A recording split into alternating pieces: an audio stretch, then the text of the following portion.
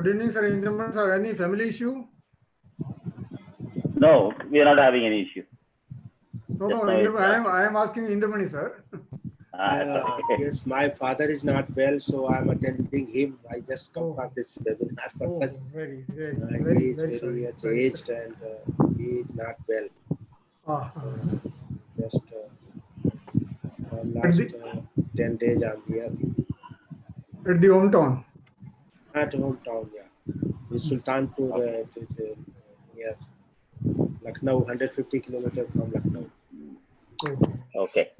Okay. Thank you, friends. I think if you all agree, I think maybe we can start. Yes, Dr. Indramani, can we start? Yes. Okay. Thank you very much for today's program. Before starting today's program, I'd like to share something with you.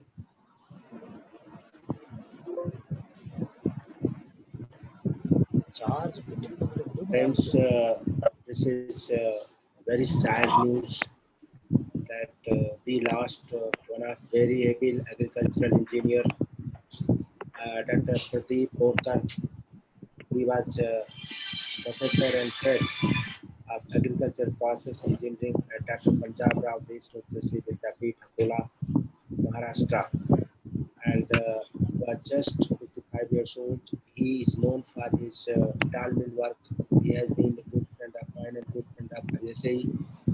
This cause of his death is COVID-19, and we at this very sad moment pray Almighty to give shelter to his soul in his nearness and give strength to his family and friends to bear this irreparable loss. And ISA and the whole webinar team conveys condolences on his very sad and timely demise to his family. This is what we wanted to share with you. Next. Okay, Dr. Sayyed, we can proceed. Okay.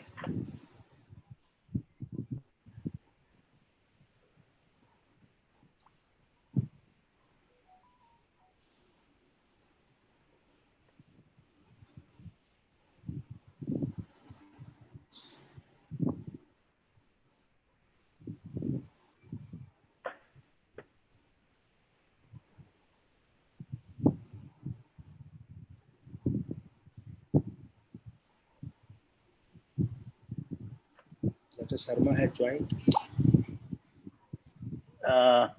No, that's what I'm trying to locate him.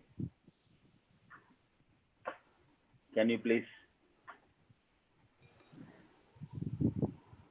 That number has been conveyed to him. Of Dr. Setu. Sharma. Yeah, I conveyed to him. So he's trying.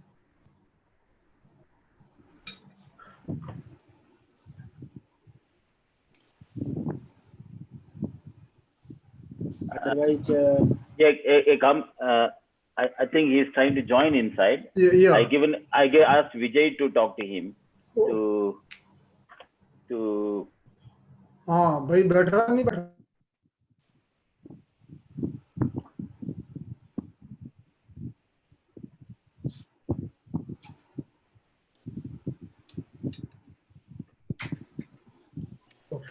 Okay.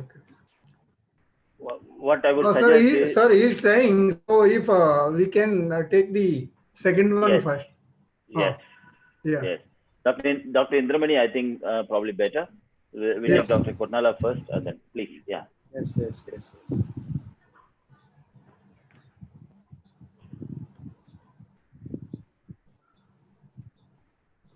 Dr. Indramani, can you introduce? Yes. Processing and friends, today we have a very distinguished speaker, Dr. R K Kotnala. He is currently working as Raja Ramanna Fellow, a very prestigious fellowship. This is one of the highest distinguished honor to a scientist by the Department of Atomic Energy, DAE, a well-known physicist, a globally known meteorologist, nanomaterial scientist, having a specialization in hydroelectric cell, magnetic materials, solar cell, and nanoscience. He is known for his significant contribution and establishment in magnetic metrology and spinning-process labs and metrology building uh, for SI units in India for the first time. Kotnala, first Indian, received honor of, is it audible? Yeah. Honor of world's second best international journal. He is associate editor of Journal of Metrology, IT Science, Measurement and Technology Institutions of Engineers and Technology, London, UK. He is my friend, and from last 25 years, I know him, and he's one of the most celebrated physicists of the country, and he worked under Dr. Chopra, KL Chopra, and another very known physicist, and he has invented this special hydro cell, and we will listen from him about his invention and how physics can help agricultural engineering. We all know that in a previous discussion, I said that physics is mother of all sciences, and particularly for engineering. So I request Dr. Kotnala to start his presentation. Dr. Sharma has also joined, but first we listen Dr. Kotnala, and then Dr. Sharma, please. Thank you. Dr. Kotnala, please.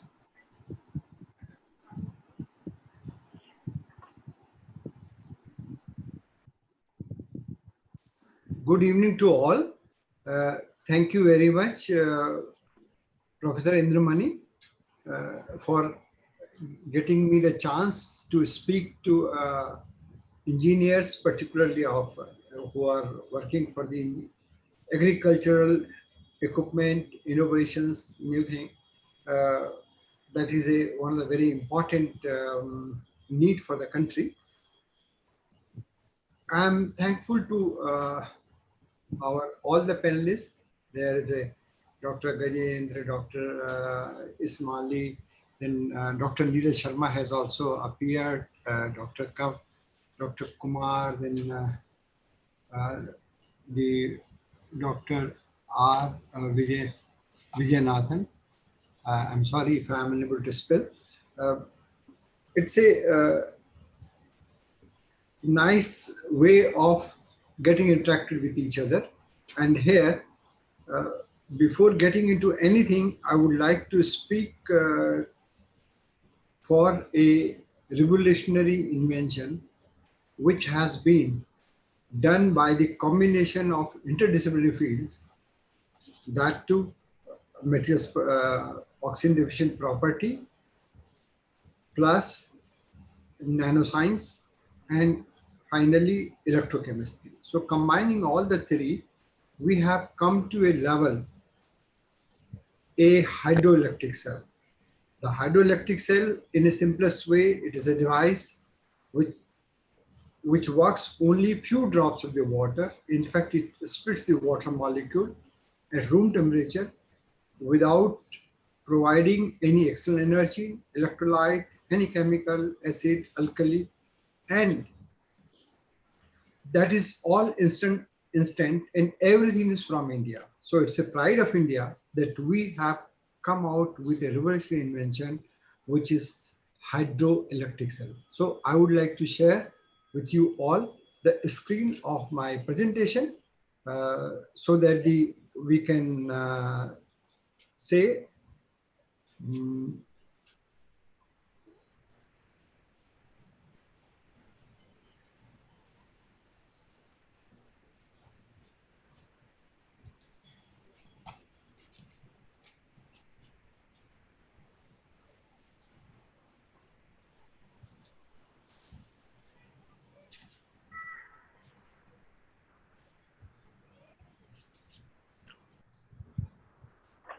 Any issues?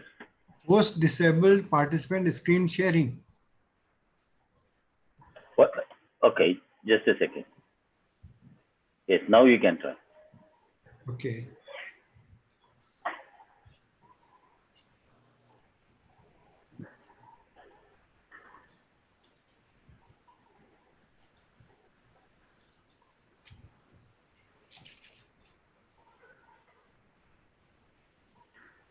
Yes, I can see.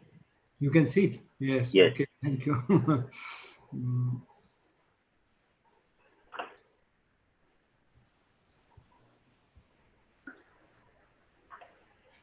Probably you are able to see now Yes. the full Yes. screen. Yes, please go ahead. Yes. Okay. Thank you. Like we can see here hydroelectric cell as a schematic design of hydroelectric cell. One can see here, I am moving a cursor on it. It's a brown color, nanoporous, oxygen deficient magnesium ferrite, which is a material developed for in last 14 years. We could do it in National Physical Laboratory, that it dissociates water molecule instantaneously when the water drops fall on it. The science I will be discussing at the respective places, but at the moment I would like to brief that this is the most important material, which is a oxygen deficient. Therefore, you can see the title, nanoporous oxygen deficient ferrite, because it's a magnesium ferrite substituted by the lithium as energy material. Based hydroelectric cell generates green electricity for agricultural fields. The green electricity means it is not going to produce any toxic, no change in the climate, and as well as no chemicals are being used. Even if I say the fuel for it is nothing but the water.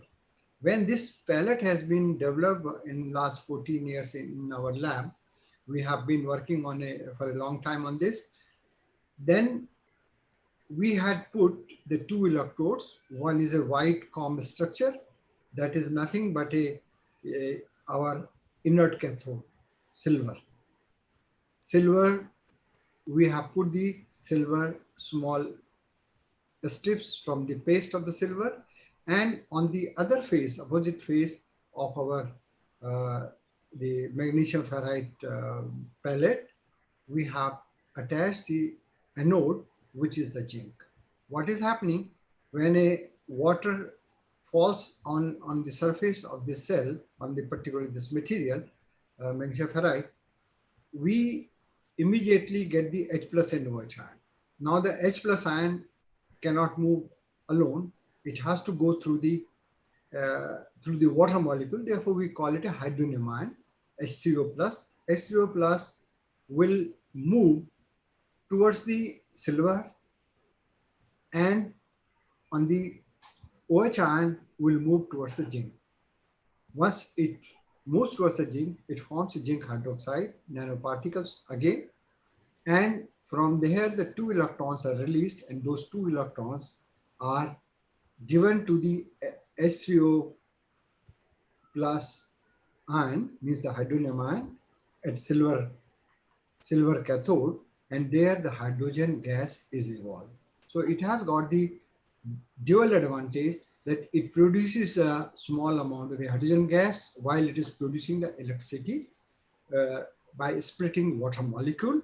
No light, no catalyst is required in this process, and the zinc hydroxide, which has been formed as a nanoparticle, is again a very high value industrial product. And the hydrogen gas, if we collect it, so again we know very well it's a green, I'll say the green energy source, the best source at the moment. So as a hydroelectric cell is working, in which way, what are the other things into it? But here I'll just show the only one slide. I'll not stay on it. The work components in the group of mine: industrial metrology, national standards on magnesium, strontium ferro, molybdenum oxide as colossal magnetoresistive material, spin Hall effect, magnesium ferrite as hydroelectric cell application, lithium ferrite, polymer composite, microwave absorptive material, barium titanate, bisulfite composite, and gadolinium ferrate as multiferrate compound. Nano zinc oxide as a diluted magnetic semiconductor material. This was again one of the invention. We could show the zinc oxide ferromagnetic without doping any transition metal. So we use in this again the lithium, sodium, potassium, alkali metals, and we could show diluted magnetic semiconductor this. Nano zinc ferrite, cobalt ferrite, nickel ferrite by micronation method, because when nano size is needed, so the best is reverse micronation method. Thin films by RF sputtering, pulse laser, we do it.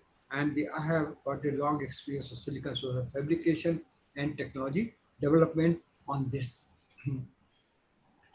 When we come to a stage that is the hydroelectric cell, which is a pride of India, because all raw materials of the hydroelectric cell are formed from India, and not only this, we have used the equipment for fabrication of hydroelectric cell from the made in India equipments only. But it has come out with the 21st century biggest invention on green energy. And if we look at the history, Volta cell invented a galvanic cell in 1800. Dry cell was invented in 1886, means more than 140 years before. Lead acid battery invented again 1859. Solar cell invented in 1954. Lithium ion battery invented in 1971. And we have come out with a new device, hydroelectric cell, which has been invented in 2016. So if you think of that, why I call it invented, because it is not only me, it has been already well published. The people have accepted at an international level that it is one of the revolutionary invention, and which has got a very high potential or an alternative to the solar cell and fuel cell. That I'll show you the publications which have been published in the Reputable Journal also recently on this. When we come to invention of hydrogen cell, it is a boon for masses, because wherever we are going to use the solar cell or any cell or a battery. That is why I had shown you which are the small energy sources are utilized on day-to-day by the masses. So compared to that, we have also come out on this way. If we talk about the agriculture, in an agriculture field, it has a potential, because we have made prototype hydroelectric cell, the small 1 inch square to the 4 into 4 square inch, but it needs a industrial R&D to go for the market product, which we am working hard to talk to the different industries, speaking to the different institutes, so that we can work on it. But like in the agriculture field, we are putting the solar cell, running our water motors, and if there's some light is required or maybe small equipments are to be needed, then they have to carry either a lead acid battery with a heavy, and then there are a lot of lot of toxic hazards are there with them. But in this case, hydroelectric cell will be again a boon for agriculture field also, whether to run a small motor, water motor, so that they can go for irrigation of the fields, as well as for the other small instruments. And even if during any kind of night, during the night, if the farmer is to go, they can use a torch. The torch, we have prototype torch, lamps we have already developed in National Physical Laboratory in the lab. So in the present, it is already available. So when we say this hydroelectric cell, which produce electricity from water droplets using no acid alkali and ultraviolet, means UV, and no temperature, because it's a room temperature we can work. The invention is exceptionally multifaceted advantages at low cost. The most important part is it is at a low cost. Low cost in the sense its raw material is a low cost, as well as it's a technique of fabrication for hydroelectric cell is really very low capital incentive. So societal impact of for rural India, when I say energy from this can be used to the rural and remote locations. And here we have shown again a schematic, and when the water drops are falling on it, and what we see that we can run a small fan, which we exhibit as a prototype in our lab also, that is being run. LED lamps are being run for some time.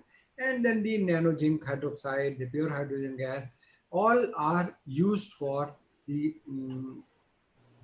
any kind of a application where we are using solar cell or this.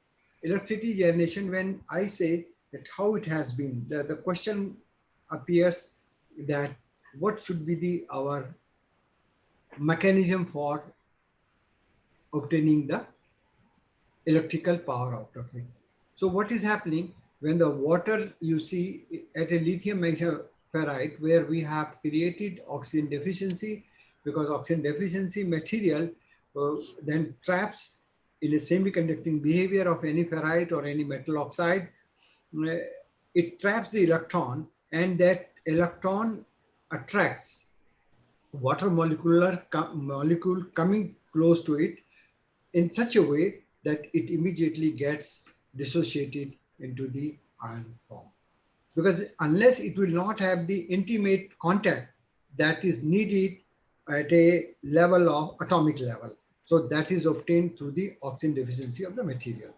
And on the other hand, once the OH ion has been there, we have used zinc electrode again, which is a biocompatible, and the OH ion is taken this, and the 2 electron will be released. During this process, the EMF will be minus 0.6, which is electrode potential of the 1 electrode.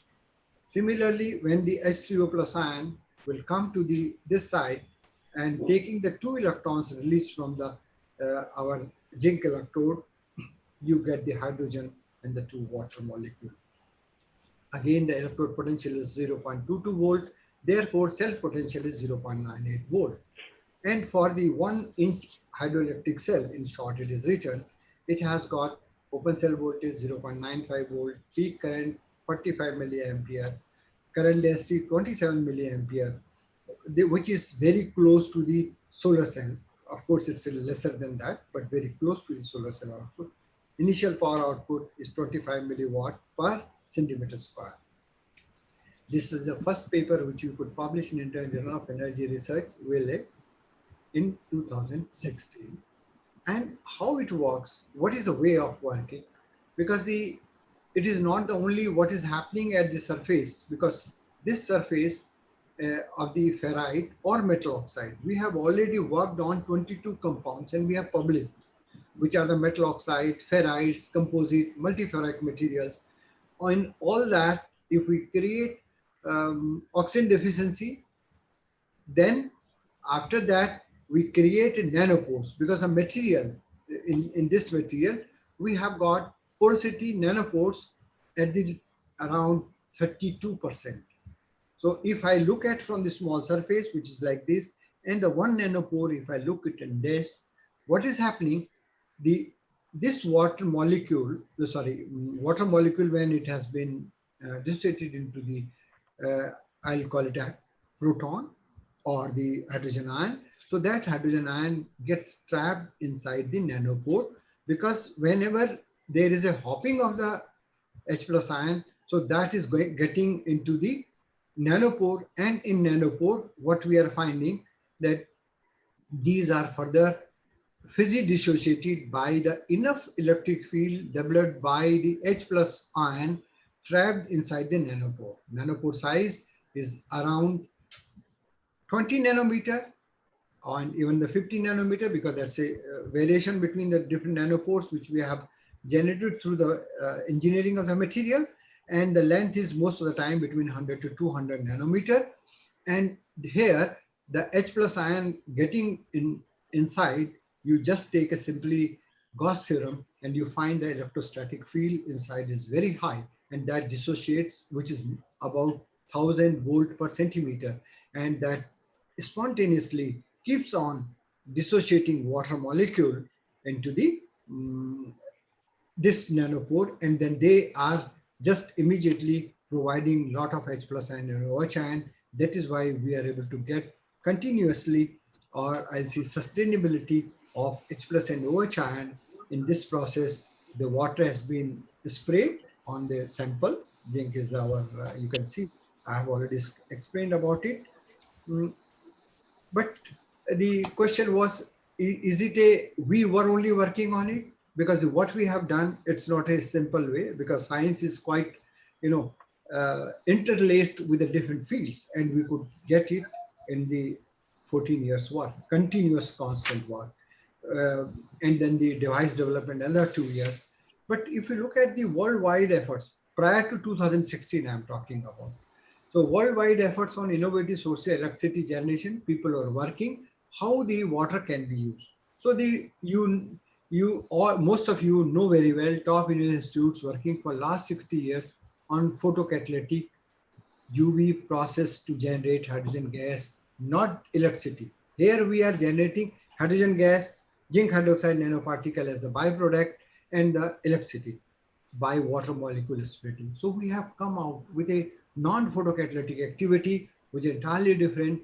There have been some efforts like from MIT USA. You can see the year of the paper published in Applied Physics letter, and we find highly sophisticated technique using jumping water droplet from superhydrophobic surface to hydrophilic surface used to generate picowatt power. They are getting in picowatt, and we are getting today in 100 of the milliwatt.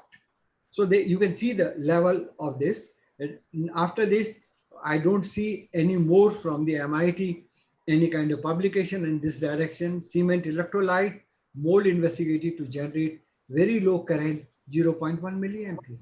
By using water, it was published in Scientific Reports 2015. It was done by Material Research Center, Darmstadt, Germany. Similarly, some efforts were graphene oxide based battery of the at 70% relative humidity demonstrated to produce 2 microwatt power in presence of electrolyte, and that was published in 2015. We have published in 2016, and it was from the UK, England. You can see there all the advanced countries, they were working in a different direction, but the output they were getting very low, and we could make it to be a quite high. And therefore, if we look at the graphene oxide based cells, cement matrix composite, which I have said, soil battery, their milliampere centimeter square is very, very low compared to what we are getting hydraulic cell in 2020. Of course, initially we were also having a low at 2016. So we are continuously improving it, moving ahead, that the current density is increasing. Now we all know that even solar cell today is being used, but still the lot of research work goes on to improve its power, to get the new materials, to get this. So here, if I'll give you the estimation that hydraulic cell requires only 6 milliliter of water to produce 1 watt power for 1 hour. Further improvements in material will need less than 6 ml of water for 1 watt power. So that is a way the consumption of the water is also very less. I have shown not all in the last 3 years, the papers which we have published, but you will see that in these papers, if we just go for any non-photocatalytic technique for hydrogen gas production by hydrogen cell. This is another effort which I'll show at the end, that if we use the hydroelectric cell in a reverse mode, we get a lot of hydrogen. It is again one of our big achievement, and it was published in 28 days by International Journal of Hydrogen Energy, because that's the best journal for the hydrogen in 2017 itself, after the 2016 as our basic research. But if we get into any kind of this, you can see the published, whether it's I will say green energy groundbreaking revolution. If you metal oxide, we have shown the 8 metal oxide based hydrogen cell. electricity generation by water molecule dissociation without electrolyte acid. Journal of Physical Chemistry, C, very reputed journal of the American Chemical Society. In 2019, significance of electrode hematite genetic eco-power by water splitting, novel techniques of the multiferrite. But if I finally come to the latest what we have published, electricity generation by splitting of water from a hydro cell and alternative to solar cell and fuel cell. Although this same similar title was published by elsewhere in our one of the book chapter, which is a volume, it's a first volume on the energy, complex energy system volume, book chapter from elsewhere. It was also published. We were invited to write only on hydroelectric cell, and then we could publish in 2018 with our elsewhere also. So internationally we have been getting the honors to put it in the journals, in the best volume, energy volumes, global media and social media. If you just get into anything, you put a hydroelectric cell in a Google search, or you put my name, you will see a lot of things about this. So there have been more than 170 news in television or this, and a record of the social media is over 1.18 million viewers on YouTube within 2 years for the hydroelectric cell, not for me. Similarly, 3,000 viewers of my interview, which is mainly based on the hydroelectric cell in Eureka program of Indian Parliament TV Rajya Sabha, which has got more than 41,000 viewers, and Bharat Dalla had 23,000 viewers in 4 years. Ours is in 2 years, and Nobel laureate Dr. Venkatraman Ramakrishnan have got only 28,001 in 3.5 years. So in a short time, the popularity of the hydroelectric cell has been very, very high. Then we were honored by the Renewable Energy India Award, which is, yes? Another 3 minutes. We would like, yeah.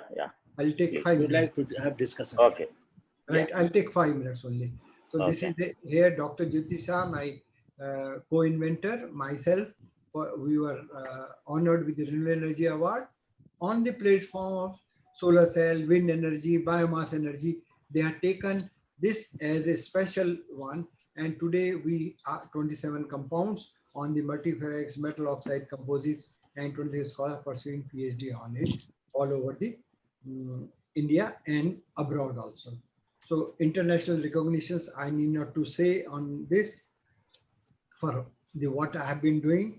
So again, I was working with a lot of industries work, particularly because you know that I have got a primary standard on this, on magnetic materials itself, where I have published a very high number of research papers in SCI peer-reviewed journals, and 12 means more than 1,200 citations in 2019 alone.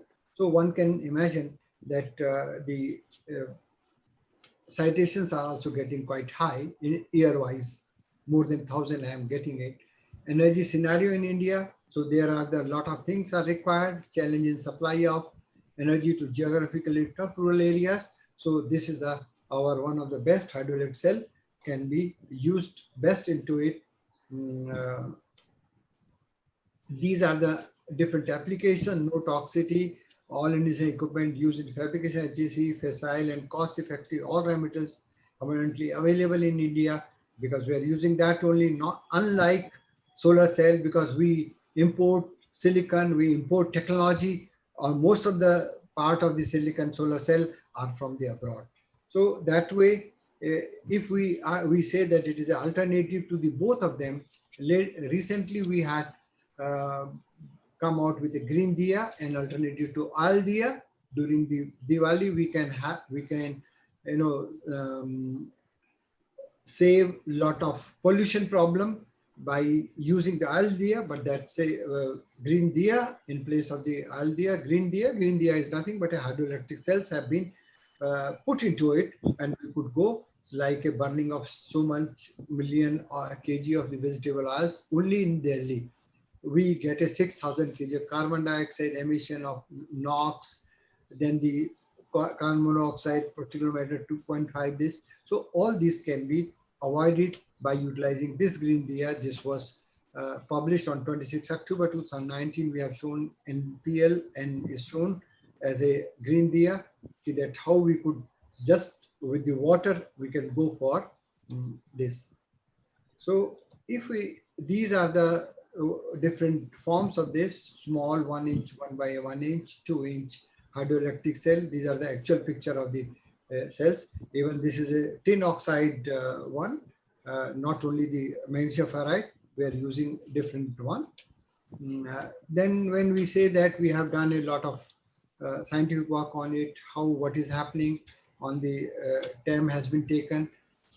Here the conduction of that on the surface of our ferrite or metal oxide in hydroelectric cell is the H plus ion hopping that has been shown by the impedance analyzer. With a low frequency, we are able to see this is which is here, because for the without water we see the very high impedance of the order of 10 power 7 ohms. But when we put a water, it shrinks to a very small, and then when we enlarge it, one can see that the high frequency tail, the low frequency tail, which confirms that the H plus ion is movement. These are the nanopores. Then the length of these nanopores, you can see that how densely it is having the nanopores in the surface, and then with the bed surface area, we can show that how long we have done. And the confirmation again further surface charge imaging by electrostatic force microscopy that it is having a 0.5. So we have used the one conducting probe, we modified our atomic force microscope, and conducting probe, we applied the voltage of the 0.6 volt plus and minus, and we can see the contrast in the images, that how the contrast in images can be seen, that confirms that with the plus and minus, the attraction and the repulsion force, which shows this. The processing and characterization process, I'll not go for the characterization now. You can see that lithium carbonate, magnesium carbonate, iron oxide, mixing, grinding, pre-sintering around 800 degrees C power, then grinding and pelletization, then the pellet is formed, and then we do the sintering around 1050 degrees C, pellets are formed, and then we do everything in lab, because even putting our cathode anode on this. So this is another method where we have shown that how the fissile non-photocatalytic technique for hydrogen gas production by hydroelectric cell, which has been published, which I have already talked about. It's a simple method. How do we do it? How hydrogen cells are put into a very small, simple technique way in the lab. It is not this, but ultimately it has come to a level where we can show these are the chromatography on this. The gas chromatography gives the purity of this. So zinc hydroxide, and then I come to a level of thanking you all. Right? Yeah. Yeah. Can you stop sharing, please? Yeah. Thank you. Thank you, Dr. Kotnala. Yes. Can you please stop sharing so we can see the people? Oh. It was very interesting talk with Dr. Kotnala. I have a question. Who is manufacturing in India, or how long you think it will take before it can come to practical use? Because I have heard about a car running on hydroelectric cells. Lot of hype is being made in the last 2 years. But is there any chance that we can see it within the next 5 years? Is there any possibility? Yes, definitely. In next 5 years, we can see that we can run the scooters, car with this hydroelectric cell, provided some industrialist takes up this position that I'll be working, means my team also work with them to form a industrial R&D on hydroelectric cells, so that it comes out to be a sellable product. Thank you.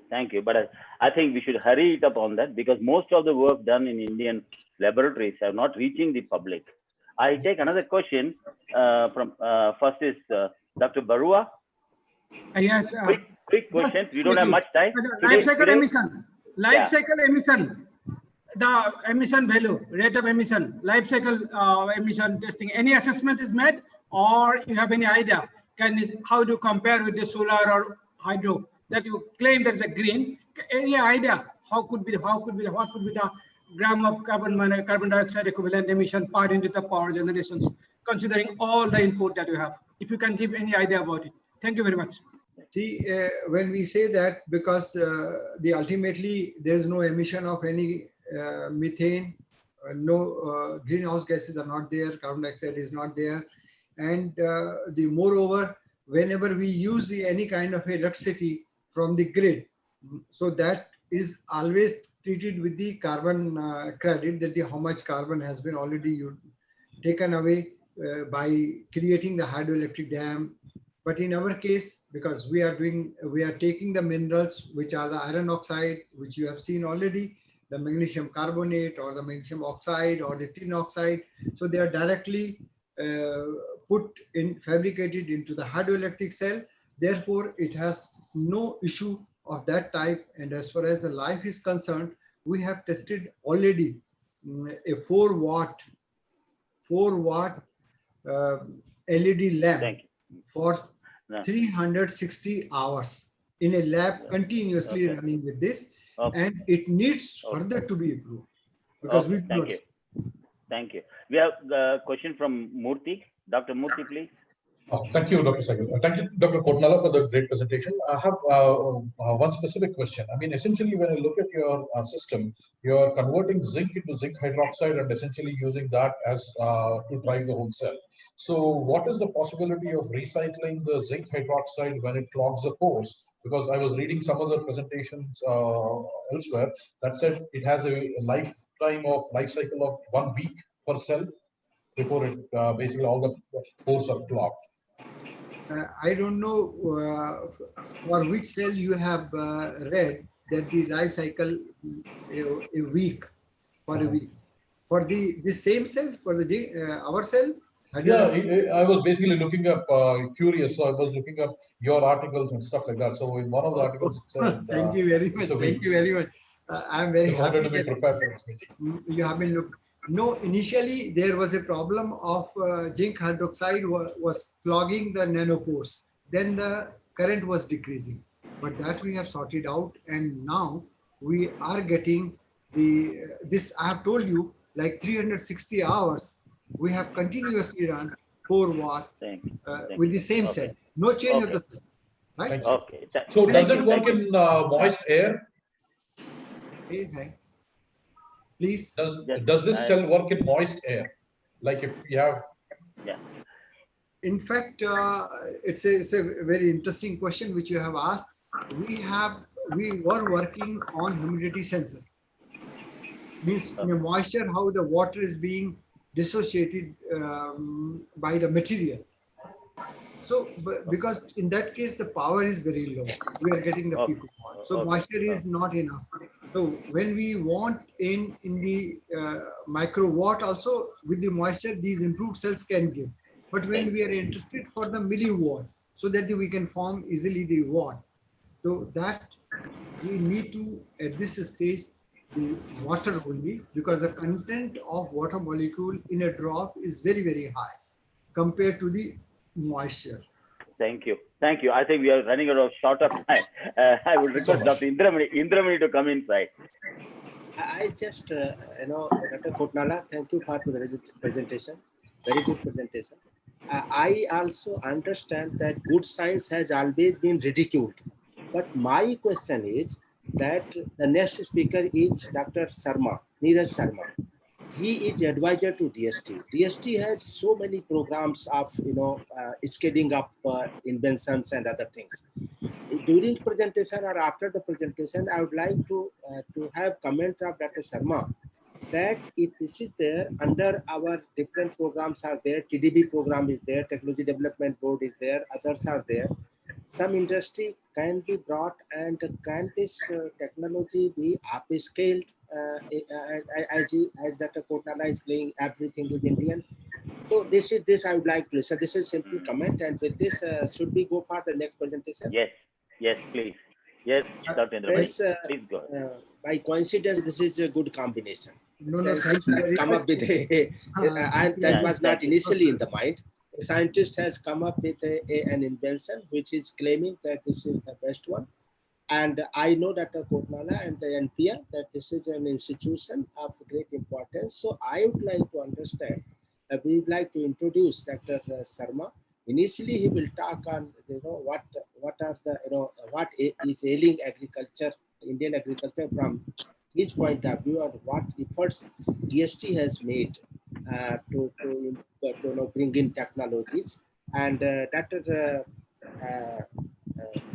Neeraj Sharma is agricultural engineer from Udaipur, followed by MBA from IIM Ahmedabad, and then PhD. And presently, he is scientist, advisor to DST, scientist C and head, technology development, patent facility, and whatnot. So many things. Then, till recently, he had additional charge of secretary, technology development board, which I'm talking about, TDB. So he will be the best person in the end. Somewhere he should include how to take this hydrocell, further. And with this, I request, and he's our ISA fellow. That is most important thing. He said he's our ISA fellow, and we listened him there in the Pune also. And Dr. Syed made many times mention, and he liked your speech, Dr. Neeraj Sharma. Many times he has mentioned. So we are expecting again a very good way forward for whatever technologies, how to in the funding, and then in the taking forward this technology and intervention to make finally what Dr. Syed mentioned, that whatever is developed in lab must reach end users. Must reach end users. If you're a farmer or if you're a household person and everybody.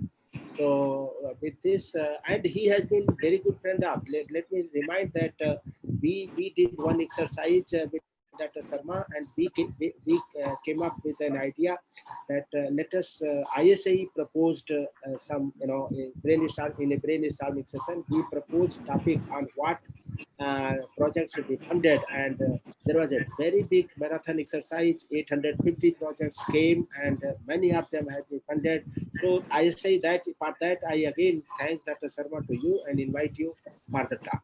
Dr. Neeraj Sharma. Yeah. Thank you. Am I audible? Yeah. Yes. Okay. Very nice presentation by Dr. Kotnala. And it's the other extreme that I am working on in the Department of Science and Technology. Dr. Kotnala is a hardcore scientist, and we are into funding research and funding technology development, funding innovations, funding companies in my present role as the Secretary of the Technology Development Board. I understand from Dr. Kotnala's talk, there's a lot of effort that goes into basic sciences research, and the way he was describing his research. And the question that you asked, Ismail, that how long will it take to see the commercialization? That's a very important question, because commercialization and technology development, basic science research, see, science, technology, innovations are three pillars basically, and they are not necessarily connected with each other. There is a science which happens, there is a technology which happens, there is innovation which happens. So all these three things cannot and should not be following each other, and ultimately commercialization. So anything can start from anywhere. Innovation can start from anywhere, technology can start, and science can start. So here is a case in Dr. Kotnala's talk. I will start from there, that there is a science and basic research that's being done by some scientists. It's taken to a level where essentially research publications, citations, people looking at those research, people exchanging ideas across the world. It's very important, and it's happening.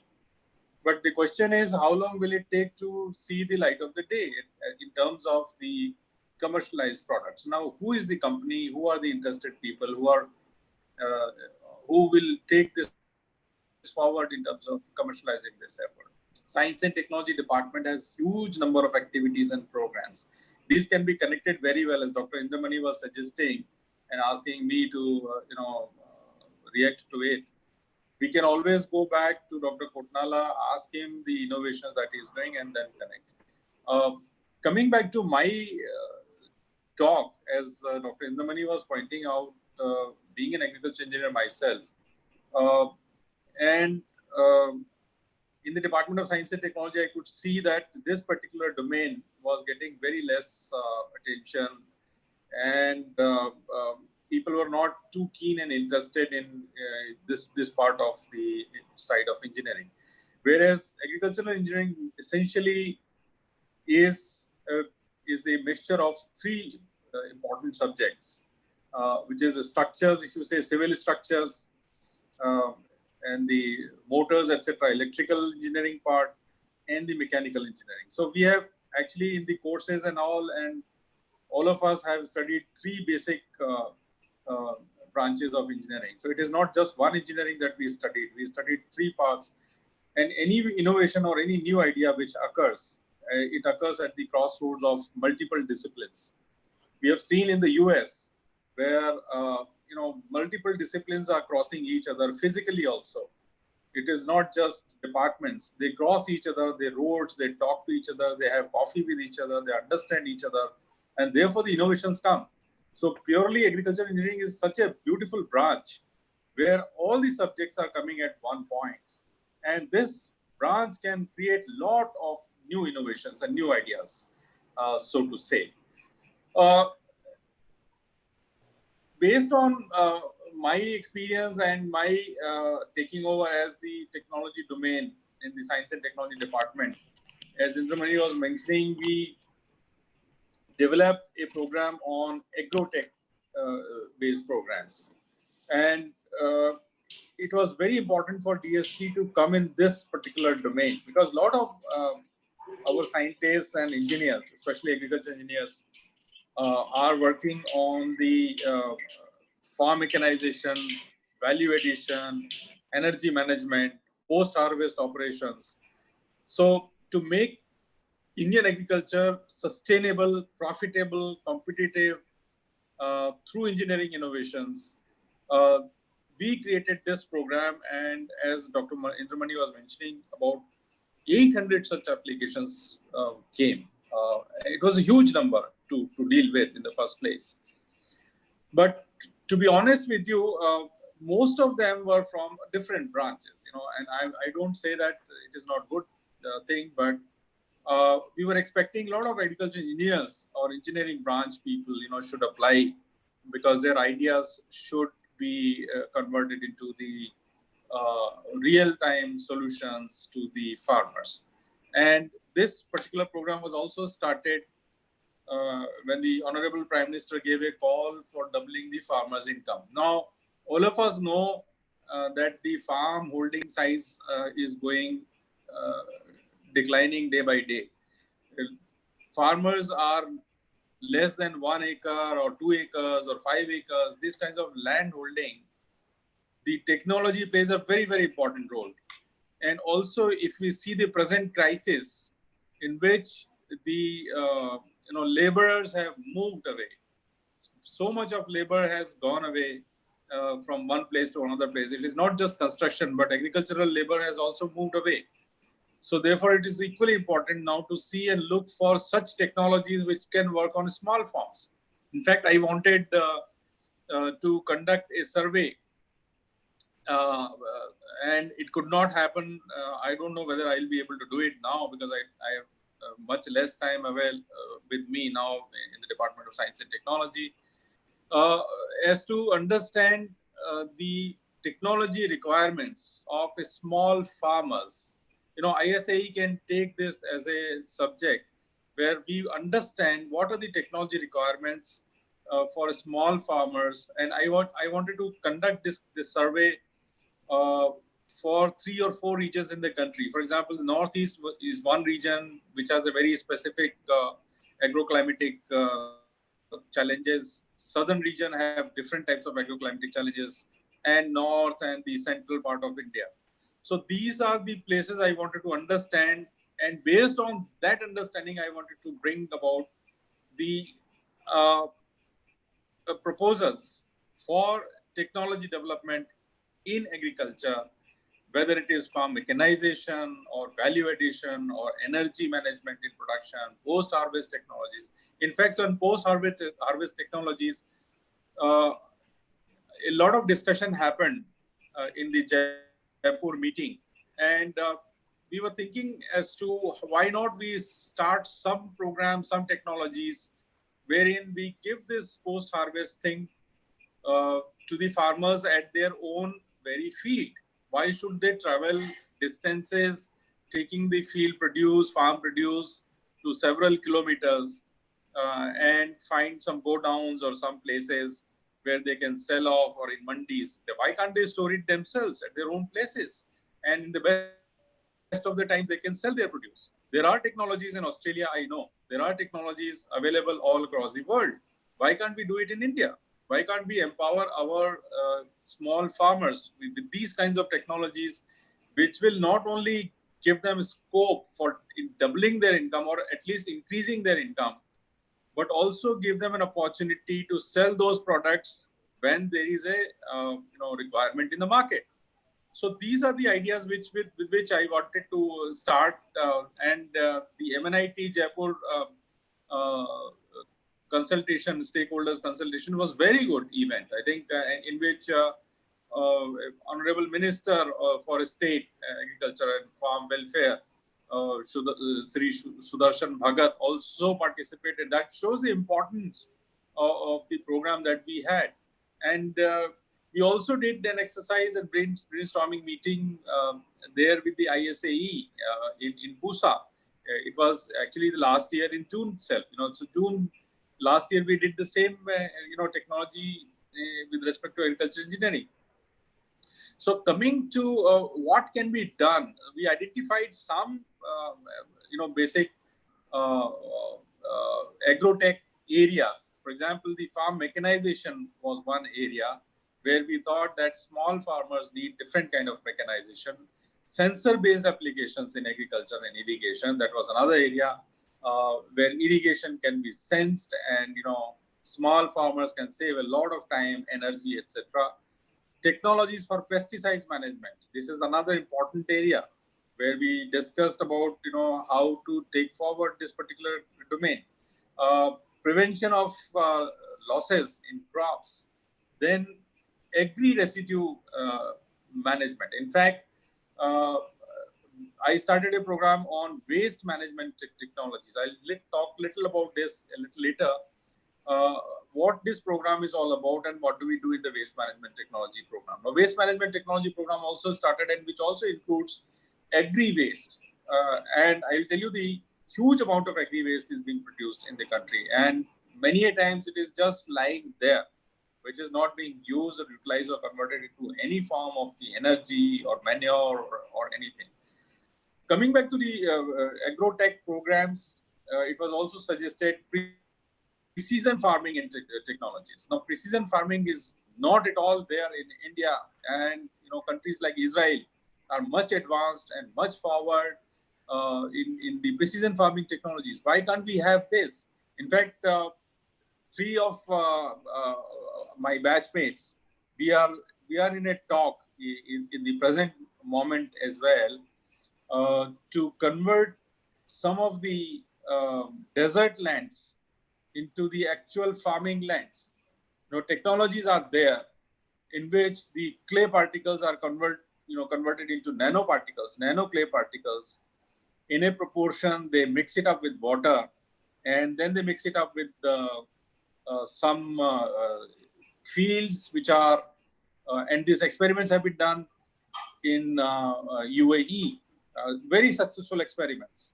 And the desert lands are converted into agricultural farms.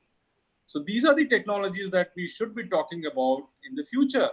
Many, you need a specific agri-climatic zone in desert also to do this. But we have three of maybe in future I would like to venture out into this particular domain, convert the agricultural desert into agricultural land. So these are the technologies that precision farming is one area I talked about, converting deserts into real farming areas through the clay nanoparticles and mixing them up in some proportion. Then you have the other side, the business, agricultural business and marketing of these products, where our farmers lack all these kinds of, they just have to sell it. Sometimes they have to dump it. Many times there's a glut of production. They don't get produced. They don't get, the value of the products that they produce. So there is a huge challenge still, even after so many years of independence and so much in green revolution the country has. We are still lagging in processing the food, the fruits and vegetables. So the huge scope in the agricultural and marketing of produces. So some technologies and many technologies can come in this. Land management I talked about. I specifically talked about deserts and desert land management. Then food processing technologies or devices I spoke about. So some of these technologies can be further worked on, and we would be willing and happy. The only challenge is that in the present times, when the calls, etc., are not being made because of the budgeting and funding consideration, we have been restricted by the Ministry of Finance to restrict our budget to certain limits, and therefore maybe the new project calls may happen. I'm not very sure, but maybe in a couple of months, let's say after September or halfway through, post halfway in the budget year. So we'll have to wait for that. But these are the ideas which one can think of and work on in the future technology development projects and the programs. And those participants who are into these domains in this particular seminar start thinking about it and can work on these technologies and come back with their ideas. They can also involve other engineers in this particular activity. I just will take about 10 more minutes on the waste management technology program, which is also done through against the call of the Honorable Prime Minister for Swachh Bharat, Clean India. There's a huge amount of waste which is being generated. Now, not to talk about the other waste, I'll specifically focus on the agricultural waste, which is like 500 million metric tons per annum is the agricultural waste is being generated in this country. Now, this is a huge agricultural waste, and is a huge opportunity for technology development.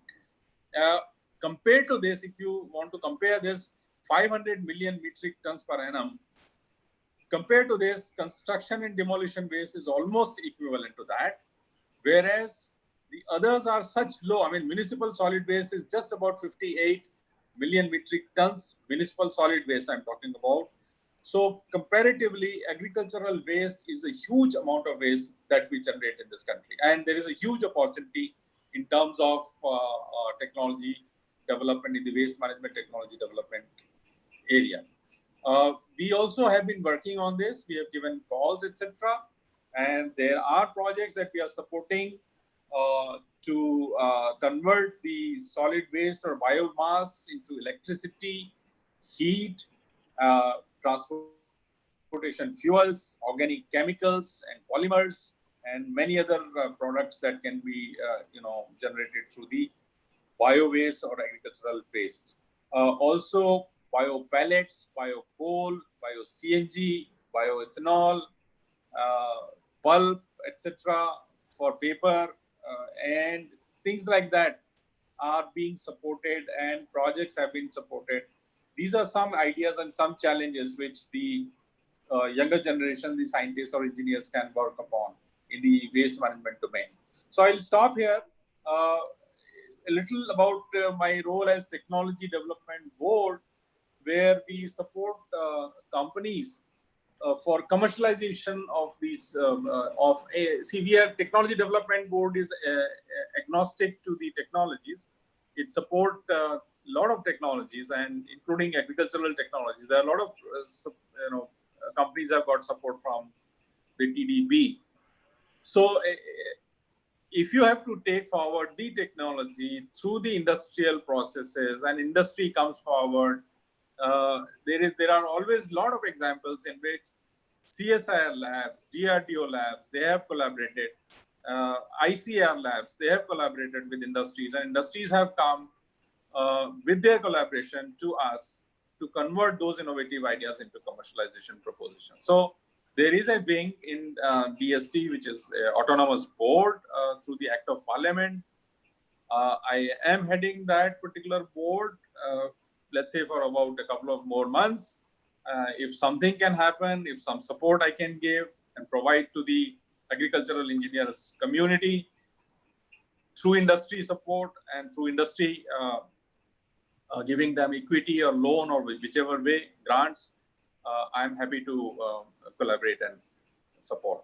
I stop here. Thank you very much. Thank you, Dr. Neeraj Sharma. Second time I'm listening. I listened to your talk. Once it was in Pune. I have a few comments to make, and then we have a tag team already today discussed about certain things. So we come to second stage. Third part, I will take the questions. So first one I have, like you mentioned about the problem, what according to me we are facing after 40 years is seeing that we try everything, but India ultimately results doesn't come out. The farmer's problem still says, for example, 30% of wheat and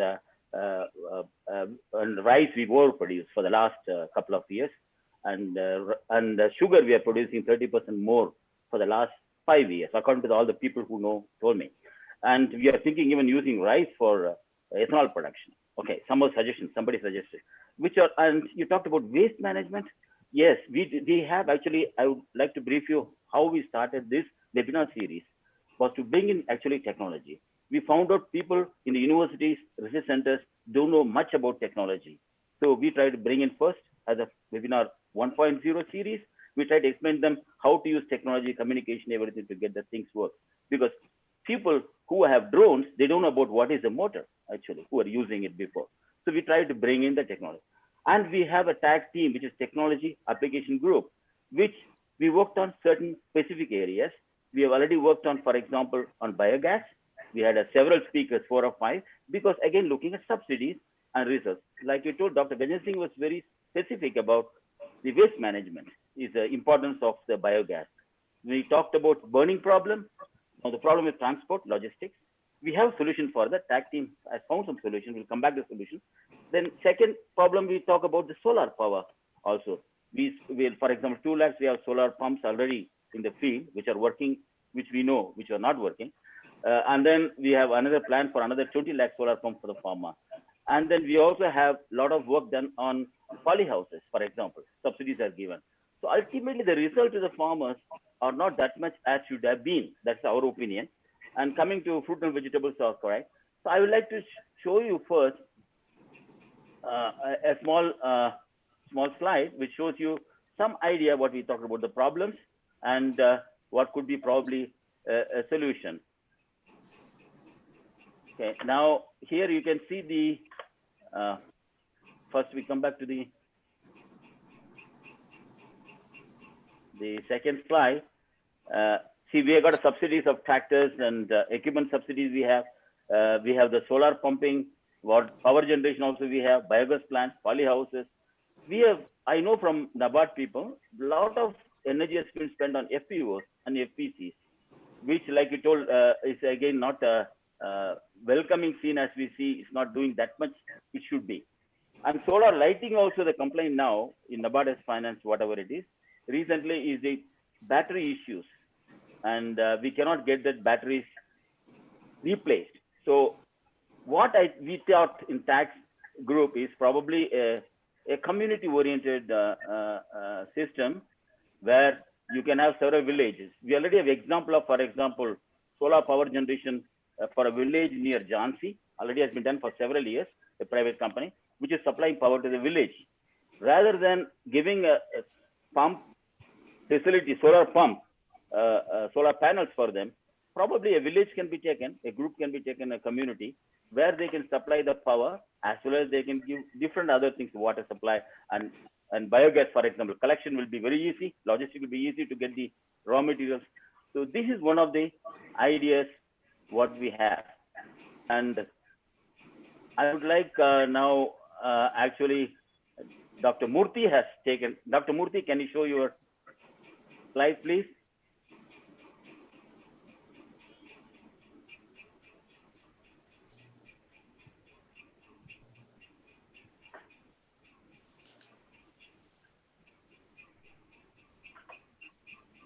Dr. Murthy? Yes, can you all see my screen?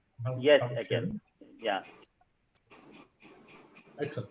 Yeah, thank you. So based on some of the discussions that we have been having in the tag room, one of the things that we came up with was that in order for the farmers are incredibly busy. And one of the things that we want to do is we want to have a very systematic way in which the maintenance, operations, and repair services can be provided across all different technologies. So one of the things that we basically tried to do was how can we essentially come up with a plan for entrepreneurs to have continuous employment throughout the year? Because what happens is, because agriculture is so seasonal, if somebody is relying only on some of the applications, then they will not really have employment for throughout the year.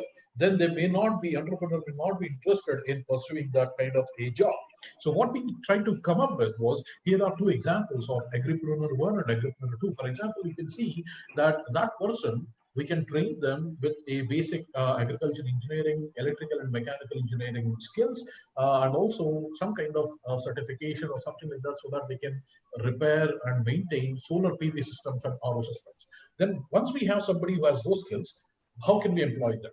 Essentially, we can look at them operating a RO system that provides drinking water to the cluster of villages or something like that. So that is a system that needs to be operated on a daily basis. So that will be something that they can think of. And then they can also operate a cluster cold storage, just like some of the stuff that Dr. Sharma was mentioning, that farmers can essentially pool their produce in the village without having to go outside, so that they can store and extend the shelf life of the produce that they produce. So this one can be something that then they can bargain with the recent government changes in the policies. Then they can bargain with the potential buyers for getting higher premiums and all that kind of thing for their products.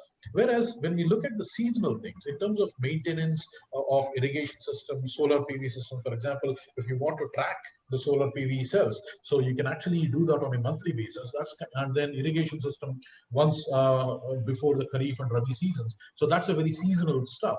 So that they can also be involved in, and then they also can provide sporadic or things that don't have a schedule. For example, repairing the farm electrical equipment like pumps, motors on the farm that are there, or the processing machinery, basically the electrical machinery that a person, different farmers will have. When you think of somebody who has all these different skills, then you can easily see that they will have a continuous, seasonal, and even the sporadic employment opportunities. So they will have some kind of an employment guarantee within the village or a cluster of villages, so that they can basically provide good services to the farmers, so that the farmer will not be burdened into maintaining these systems. And we also support entrepreneurs to actually do these things. And a second version of this one is a different type of an agripreneur who does look into the animal waste management. For example, all the manures and stuff like that, so that they can run a biogas digester, for example. Maybe that can produce the electricity or biogas for the cluster of villages. And then on a seasonal basis, they can provide advice in terms of doing the soil testing and crop selection to the farmers, whereas they can provide services in terms of crop residue processing, fruit and vegetable processing, packaging and sorting services to the farmers, so that they can pack different or sort different quality produce.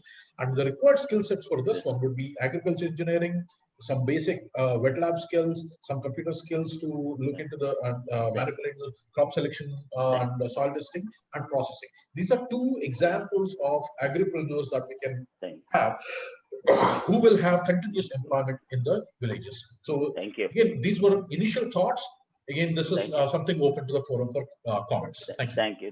Thank you, Murthy. I would like now one more idea came with the tag with can you please stop sharing? Yes. One more idea and tag team came in discussing is about Dr. Indramani, because we were worried about why the research work of so many ICAR, we got CSIR, so many research institutions are working in India, and I find all the people are working very hard, but results are not coming out. So what is the reason how the projects to be selected was the question. And Dr. Indramani had an excellent idea. It must be like a work order. Dr. Indramani, please explain your idea on that.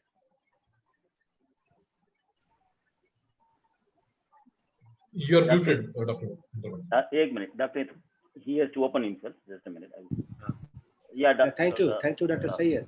Yeah. This is basically addressed to Dr. Neeraj Sharma and all friends. What we were discussing in the day today and yesterday also, that how to make this funding more effective. And one idea came, and Dr. Murthy also shared that he did one project from NFL, another project from another industry, and they did funding in form of work order. They said this is a work order. We are giving a work order, we are giving a funding.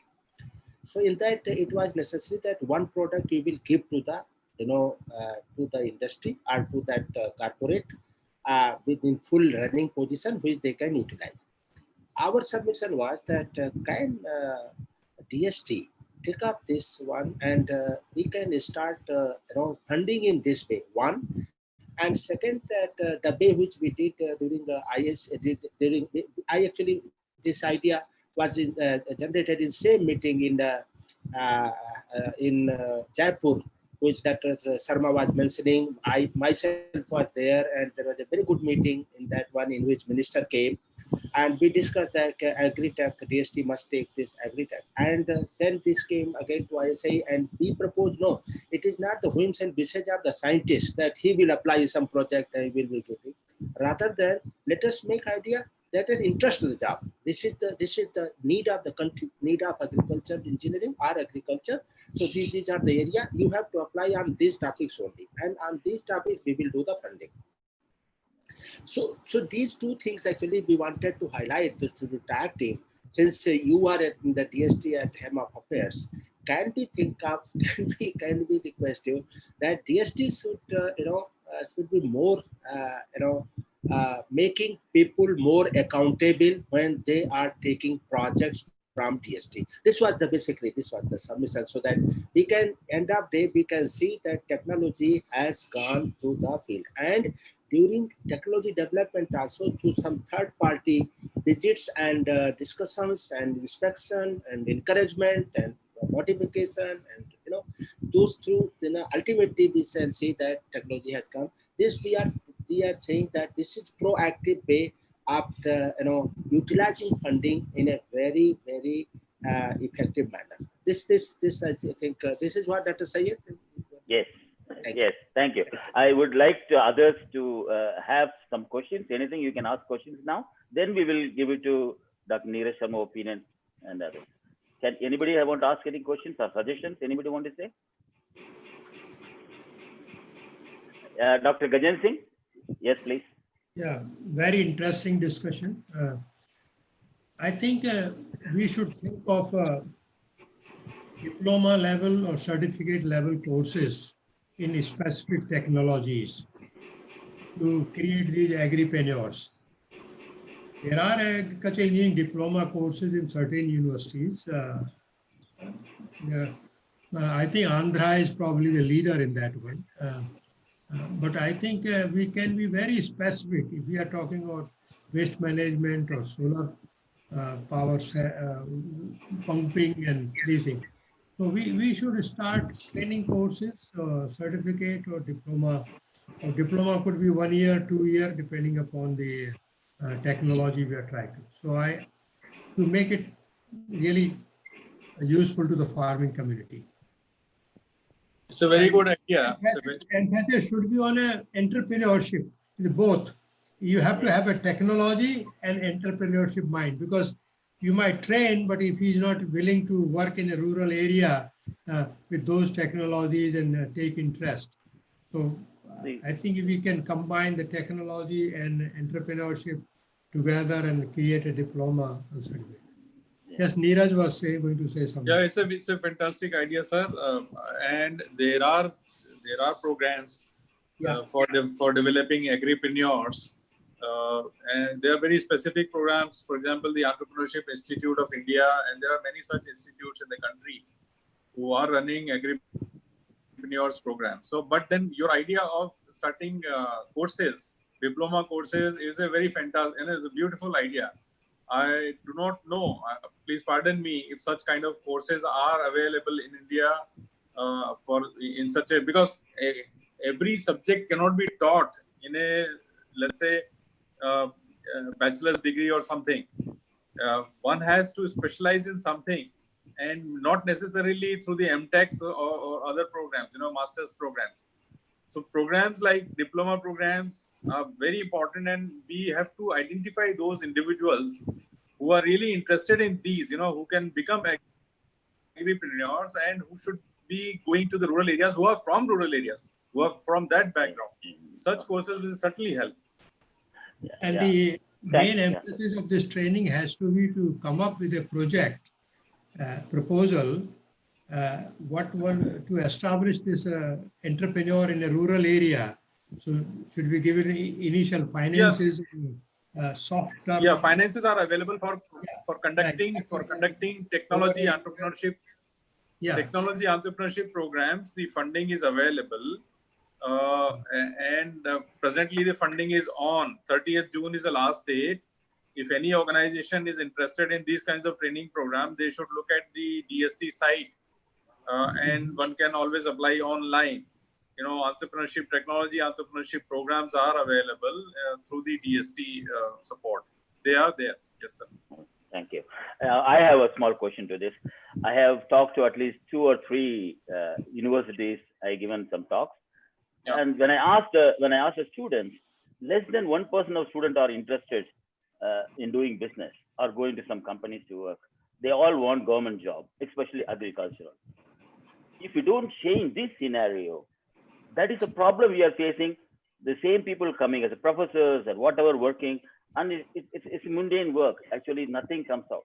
We have to work at somehow the interest to create with the youngsters that there are better job opportunities, security available to you, rather than just looking for assistant professor post to join afterwards. Or, for example, some universities work on government jobs only, the masters. They get training for the government jobs. I think some suggestions must come from seniors, like anything, how to solve this problem. I never went to, I'm a businessman, I became a coach, and Dr. Neeraj also went to MBA and changed his line. Very few of them, actually. Yeah, so I would like to react like this. Everybody cannot become an entrepreneur and should not become an entrepreneur. That is number one. You have to have some basic competencies and traits and skill sets, and also a motivation to become an entrepreneur. Not necessarily. So 1% or 2% you're talking about is a huge number. You see, if everybody becomes an entrepreneur, then who will be, giving jobs? Otherwise. No. I think that people who raise their hand, they want to be entrepreneurs, one. But actually, can you tell me how many entrepreneurs are there in agriculture engineers in India? Very, very few. You can count them. How many guys go for even tractor companies or the companies, how much they employ? My point is, all the agriculture engineers or agriculture graduates want to get government job. That is the problem. Well, I have no Everybody answer. knows the answer, Sayyad. Very general question. Okay. Any other questions anybody has? Yeah, I just want to talk. Yeah, please, Dr. Mahende. Yeah, I think this has been a very excellent session today, and the second discussion on DST program was very nice. I endorse the suggestion made by Dr. Gajendra Singh about starting in educational courses, diploma level and level, to educate people and skill people for implementation. I think we face a problem at ground level. Actually, we have middle level category, we have technologies, but technology does not reach to the end users, where the skill in agriculture engineering sectors lacking. I think we should have a short courses funded by DST or ICAR or any other organizations, where we can have a huge number of trained human resource at ground level who can execute the technologies. This is missing today. I think this is a large gap in executing. Why technology is not reaching to the farmer? Because there is no skilled human resource who can really work at ground level. So rural people who can be trained at their own place with a short courses in the skill which is required to that particular geographic location could be an ideal one. Either local universities can be funded to start certificate courses, as the Dr. Murthy was mentioning, different courses, seasonal and continuous, etc. Those are the areas where we can identify and start skill courses, specific skill courses, where I think we can create a cadre who can execute the program at a ground level. I think this is where I think whether DST can fund or I do not know, somebody can react on this. Thank you, Dr. Mahende. It was an interesting suggestion. I have a question from Dr. Hazarika. Please, can you ask your question?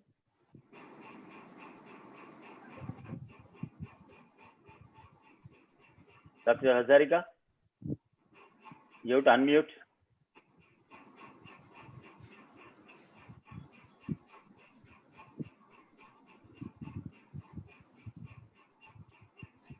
Yeah, now you can speak. Good evening. Actually, this is not a question. Actually, whatever is being just said about the skill-related opportunities to provide for a short-term or let us say at rural level.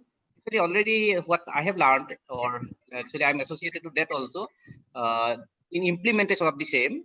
That is actually UGC is already offering under what they call is National Skill Qualification Framework. And there is one sector skill council, that is agricultural sector skill council.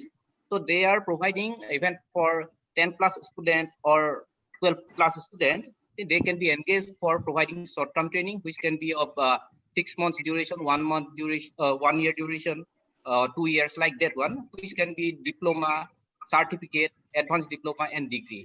So it can go up to degree, which is being called BVOC program. So just to actually share, then actually in agricultural sector and food processing sector already these skill sets are defined, and I think we can think of implementing at various institutes. I think this will somehow address the issue. Thank you, Dr. Hazarika. I don't see any other question. If no question is there, Dr. Indramani. Yeah, please. You should ask these people, like Manoj just told, these kind of information, can we share it? Because until unless people look for themselves, very difficult to get it. So yes. UGC information on these courses, can we put on our ISAE website or yes. something? Yeah. Yes, sir. I think it's actually looking for. I was always after it. We need a system where we say Google for agriculture in India. We cannot find out information very easily. I think we have to get the collective information from DST and all the programs. Yes. Dr. Indramani? Thank you. Yeah. Thank you, friends. We will all agree. Today, actually, very senior people joined Dr. Mahende. Welcome, Dr. Mahende. And Dr. Tyagi was in the beginning, and many others. Thank you for joining. And, Dr. Neeraj Sharma is joined today. Dr. Neeraj Sharma is joined today. So, what actually, my dear friends, we are getting these senior people, like getting people from NPL. It's not only for hydrocell, but if you have some query about materials, advanced material, nano material, you can write to Dr. Kotnala. You can interact with Kotnala. Our purpose is to connect, these peoples to agricultural engineering system, not only listening that topic of hydrocell. No, this is one. Second, I will, because Dr. Sharma and Dr. Kotnala both are my friend, I will try to connect, because I am also very much interested in the technology. If Dr. Sharma can encourage something in this regard to TDB and others, that is one. Dr. Kotnala, you can try. That is another purpose of this kind of networking. And third, that Dr. Sharma, we have some good idea that from tag team, some good idea is coming. And one that you said that let us go for a survey, that what you said. ISA is poised to take up this kind of responsibility through this tag team and with good engineers around us. So if purpose of getting the treasurer who's having a lot of treasure, you watch this also, that if you can help in some way for getting some, this will be a start actually, that ISA should start some this kind of program through some funding, and to either of his skill development or of even technology, or what Dr. Sayed was telling, some at some location we can demonstrate either structural technology or this greenhouse or the biogas or anyone which we can at pilot level. From there it can go up. So this is another interest of the webinar team and tag team and ISA. Why we are always behind you, and we always try to have you in our program. So I'm certainly, Dr. Indramani, we can think about this survey exactly. which I wanted to do. Yeah, because that survey is an important thing. It will give you very the gap areas. Very important thing. And our team, because now we have people from Northeast, very active. Assam team is coming, so we can do it from ISA side that we will take up. And I'm really very much pleased to have this kind of discussion and interaction today. Very meaningful, very practical interaction and discussion. And thank you. I thank both the great speakers today and the panelists and all senior people who gave input to this program. Thank you very much. This week is basically very much we will having two more program, and on 25th we are going to have Dr. R.C. Srivastava, Vice Chancellor of VCU Pusa, and then Dr. K.N. Tiwari from IIT Kharagpur. Both will be speaking on 25th. They are related to land and water management engineering, and on 28th, we will have our own former president, Dr. N.C. Patel. He will talk how Gujarat became from a non-agricultural state to agricultural state. What made the transformation of Gujarat, and how process engineering and ag engineering played important role in that. So all these things are for young friends, for you, because at one platform you are getting all this information. I encourage you all to join and ask your friends to join. You will not get this kind of speaker in opportunities, and that too in the evening hours, having your tea, and you can join and interact. So we are really expecting more people to join and take advantage of our records. With this, thank you very much. Thank you. And all the person. Thank you. Thank you very much. Thank you. Thank you, everybody. Thank you, everybody. Thank you.